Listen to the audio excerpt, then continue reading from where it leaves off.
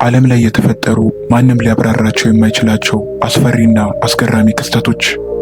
እንደምናችሁ ውድ የዩቲዩብ ቻናል ተከታታዮች፣ በዛሬ ቪዲዮ እዚህ ዓለም ላይ አንድ የተፈጠሩ ለማብራራት የሚከብዱ አስገራሚ ክስተቶች ከእንቁራሪት ከቀላቀለ ዝናብ ጀምረን እስከ ጎን ለጎን የሚታይ ቀንና ማታ የምናይ ይሆናል። ከመጀመራችሁም በፊት ሰብስክራይብ በማድረግ እስከ መጨረሻው ተከታተሉ። ብዙ ጊዜ ዝናብ አይታችኋል። ነገር ግን እንደዚህ አይነት ዝናብ አይታችሁ አታውቁም። በቬትናም የተከሰተ ሲሆን እንቁራሪቶች ከሰማይ እንደ ዝናብ እየዘነቡ ነበር። አካባቢውን በሙሉ ሸፍነውት ነበር፣ ቤቶቹን፣ መኪናዎቹንና ሙሉ አካባቢውን። ሳይንቲስቶችም ይሄ ክስተት የሚከሰተው እንቁራሪቶቹ ከውሃ አካላት ጋር በመቀላቀል በአውሎ ንፋስ ወቅት ወይም በተለያዩ ምክንያቶች እንቁራሪቶቹ ከውሃ ጋር በመቀላቀል ይዘንባሉ። ሳይንቲስቶችም ቢያብራሩትም እንኳን ነገሩ ግራ የሚያጋባና አስፈሪ ነው። ሁለተኛ፣ አስገራሚው ግርዶሽ። በብራዚል የተከሰተው ይሄ አስገራሚ ክስተት ጥቁር ነገር ፀሐዩን ሲሸፍነው ይታያል።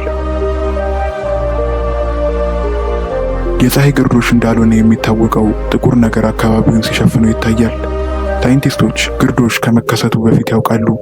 ነገር ግን ይህ አስገራሚ ክስተት ካለምንም ማስጠንቀቂያ ነው የተከሰተው። በአካባቢው ላይ የሚገኙ ሰዎች ይህ ጥቁር ነገር ለ2 ሰዓት በሰማዩ ላይ እንደቆየ ተናግረዋል። ከሁሉም የሚያስገርመው ደግሞ ናሳ ስለዚህ ክስተት አልተናገረም ነበር። ይህም የዛን ቀን ምን እንደተፈጠረ ሁሉንም ሰው ግራ ገብቷል። ሶስተኛ፣ መምጫቸው የማይታወቀው የሰማይ ብርሃኖች። በማያሚ የወንዝ ዳርቻ ላይ እዛ ለመዝናናት የሄዱ ሰዎች መቼም ሊረሱት የማይችሉትን ነገር ያያሉ። ይህም የተከሰተው ከምሽቱ 9 ሰዓት ላይ ሲሆን 2 የሚያብረቀርቁ ብርሃን ያላቸው ነገሮች በሰማዩ ላይ ይታያሉ። እንደምትመለከቱትም በዝግታ ፍጥነት ነው የሚንቀሳቀሱት።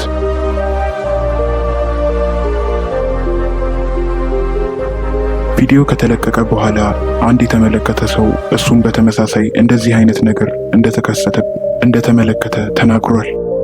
አራተኛ፣ ያልተለመደው ደመና። በምዕራብ ካሊፎርኒያ አንድ ሰውዬ በጉብኝት ላይ ባለበት ሰዓት ላይ ያልተለመደ የደመና እንቅስቃሴ ይቀርጻል። ሰማዩ ንጹህ ሰማያዊ ነበር፣ ከዚህ ካልተለመደ ደመና በቀር። ባልተለመደ መንገድ እየተሽከረከረና እየተንቀሳቀሰ ከስር ደግሞ የሬንቦ ቀለም ያለው ነገር መታየት ጀመረ።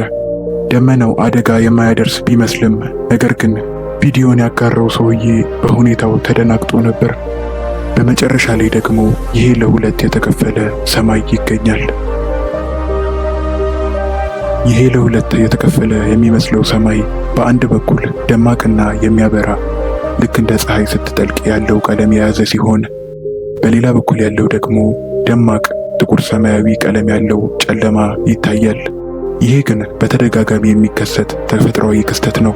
ይህም የሚከሰተው 2 የተለያየ የአየር ጸባይ ሲገናኙ የሚፈጠር ሲሆን እንደምትመለከቱትም ጎን ለጎን የተለያየ የአየር ጸባይ ይኖራቸዋል። ለዛሬ ያስኩላችሁ ቪዲዮ ይህንን ይመስል ነበር። ቪዲዮ ከተመቻችሁ ላይክ እና ለቻናላችን አዲስ ከሆናችሁ ሰብስክራይብ በማድረግ በሌላ ቪዲዮ እስክንገናኝ ሰላም ቆዩ።